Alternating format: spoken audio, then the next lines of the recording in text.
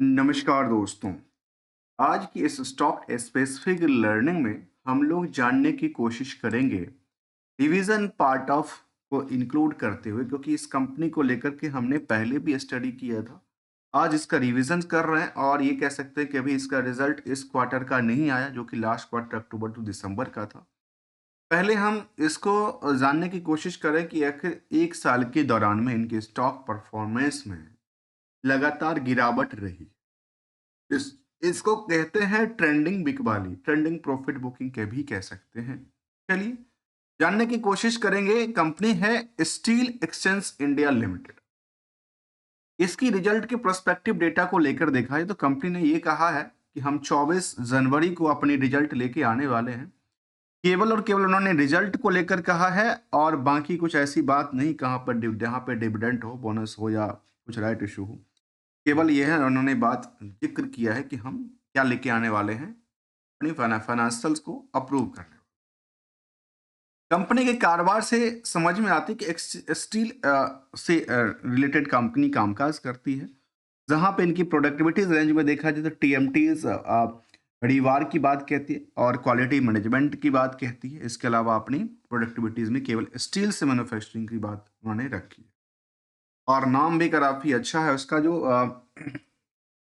सिमहाद्री टीएमटीज वार जो है इनका, जो इनकी एक कह सकते हैं कि एक ब्रांड्स है, ब्रांड्स वैल्यू है, जिसके लेकर के मार्केट में उथल पुथल सब चलती रहती है। जरा समझने की कोशिश करते हैं इस कंपनी की फाइनेंशियल सिचुएशन का कैसा रहा है और कंपनी जो कारोबार कर रही है उसका कैसा आंकड़ा निकल के आता है।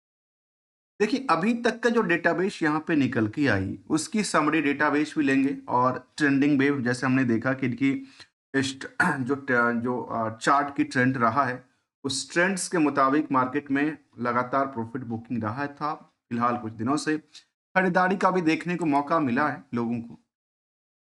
जहां तक बुक वैल्यू का सवाल है कंपनी का, तो उसके मुताबिक आप देखेंगे तो करंट मार्केट के प्राइस 180% मूव क्रिएट कर चुका है।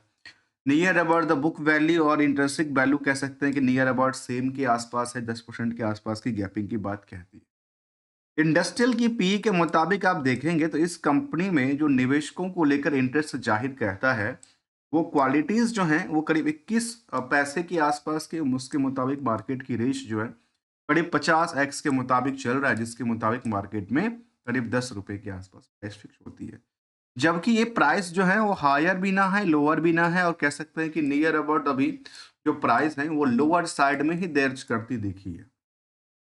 यहाँ से बाउंस बैक क्रिएट करने के चांस बनती है या नहीं बनती है, इनको लेकर के डिटेल में जानने की कोशिश करते हैं।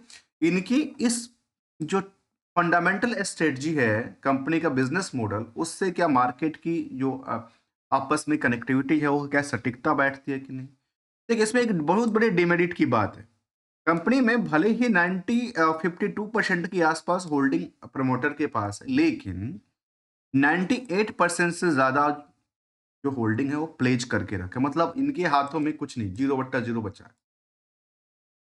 नंबर ऑफ शेयर जो था 123 करोड़, जिसके मुताबिक मार्केट की क्या करीब 1200 करोड़ से ज्यादा क्रिएट होती है। डेट टू इक्विटी 0.57 और साथ में करंट रेशियो के नंबर देखा है तो 1.67।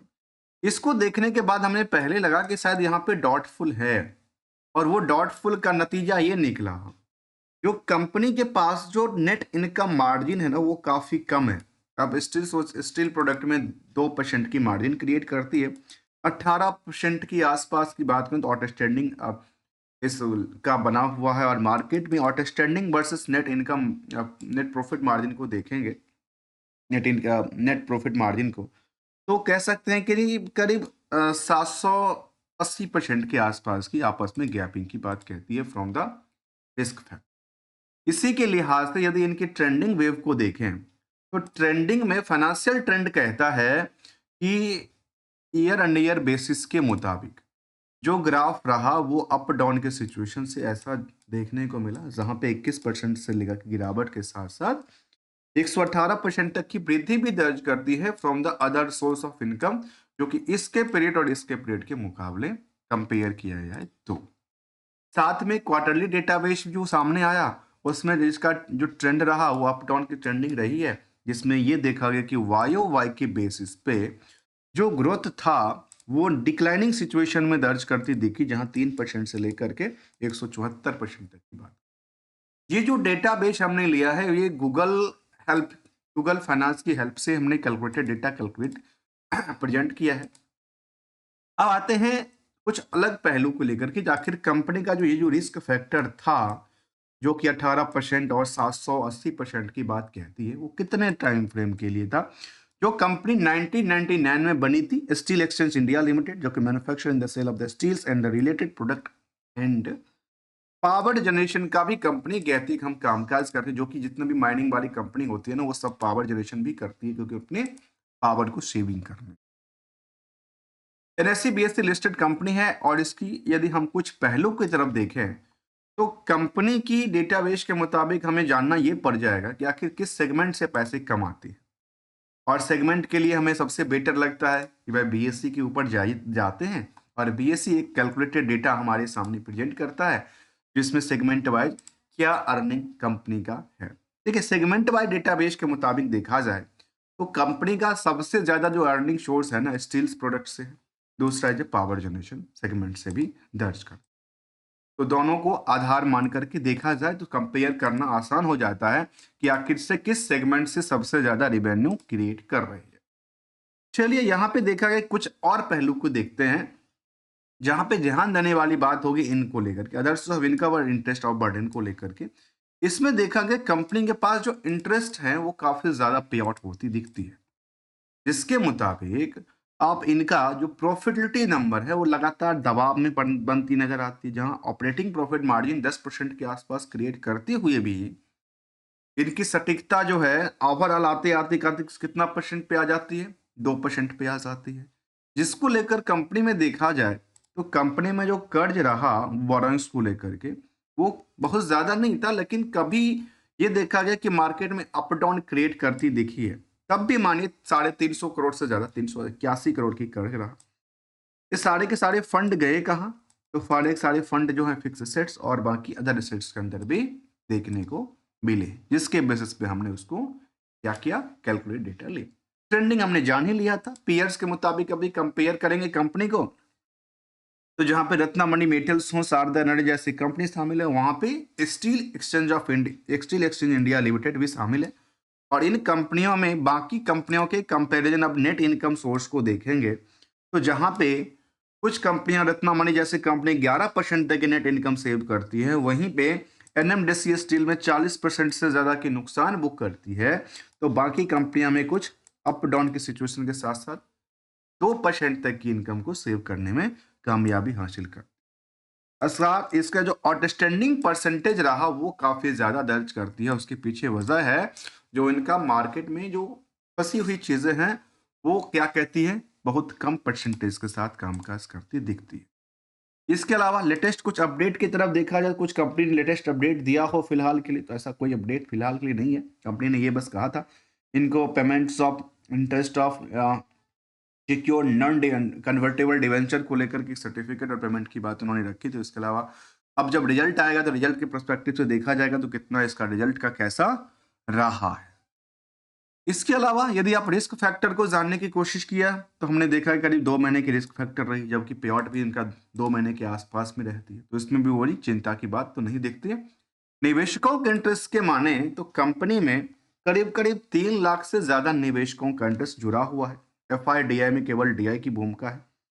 आम पब्लिक की भूमिका में करीब 44% से ज्यादा की होल्डिंग है। उसमें कुछ बड़ी नाम सामने है कंपनीज का।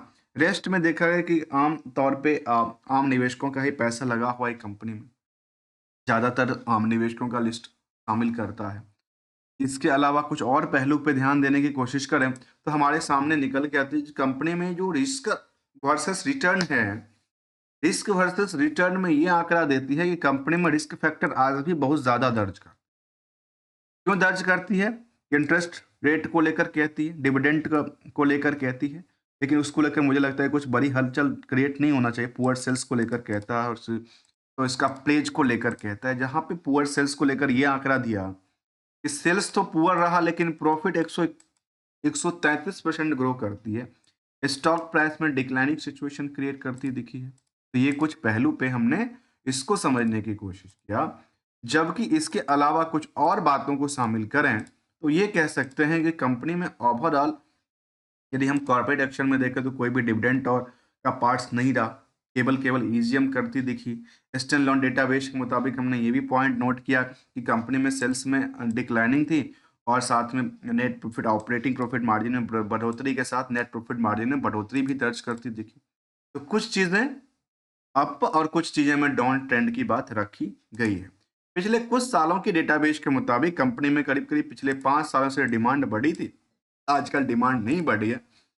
लेकिन एक गोल्डन रूल हम हमेशा डिस्कस करते हैं और वो गोल्डन रूल ये कहता है मार्केट को लेकर के या पर्सनल लाइफ को लेकर के हम दोनों को एक ही साथ में अटैच कर देते हैं। तो वो ऐसा कहते हैं, इसलिए कहते हैं कि मैंने आपको ये नहीं कहा कि टारगेट क्या है, ना कोई टारगेट की बात, ना कोई लोअर बॉटम की बात। देखिए दोस्तों, हमेशा कोई ना कोई खरीद रहा है, कोई ना कोई बेच रहा है। यदि सब यही भरोसे बैठे होगा कि टारगेट क्या होगा, टारगेट कितनी तक जाएगा, तो शायद मार्केट में कोई ट्रेडिंग नहीं होगा। ठीक है, अब आते हैं इसको लेकर। देखिए, जब भी लिया अपने एक्सपेक्टेशन के बेसिस पे लिया है, तो मार्केट में यदि अप ट्रेंड में है तब तो पैसा क्या होगा, आपकी वैल्यूएशन बढ़ेगी। डाउन ट्रेंड में है तो पैसे की जो शेयर की वैल्यूएशन से गिरावट आएगी। तो गिरावट के सिचुएशन में यदि ज्यादा लॉस होती है तो एसएल का यूज करना जरूरी। यहाँ पे आप क्या कर सकते हैं, लॉस को सेटअप कर सकते हैं। मैक्सिमम होते हुए लॉस को एक स्टॉप किया जा सकता है। और जब भी ये मौका दे ये वाली सिचुएशन में, तो अपने खुद के कैपिटल्स को निकाल करके थोड़ा बहुत करके और रेस्ट आपके पास एसेट्स पड़ी हुई है, तो ये एक डेटाबेस आपकी सस्टेनेबिलिटी की बात कही जाती है। तभी तो मार्केट में एक तरफ लोग बिकवाली करते हैं तो दूसरे तरफ लोग खरीदारी की रेस में भी लगे रहते हैं। फिलहाल के लिए ट्रेंडिंग में इस कंपनी को लेकर के लगातार लोग बिकवाली करते दिखे हैं और इनका यदि जो परफॉर्मेंस लेवल है यदि वो इस पीरियड में अच्छी खासी रिटर्न के साथ आती है तो शायद मार्केट के लिए कुछ हलचल क्रिएट कर पाएगी। यदि उस हिसाब से नहीं आती तो शायद मार्केट जिस हिसाब से गिरती जा रही है उस हिसाब से शायद गिरती हुई दिख सकती है इन द फ्यूचर पीरियड में।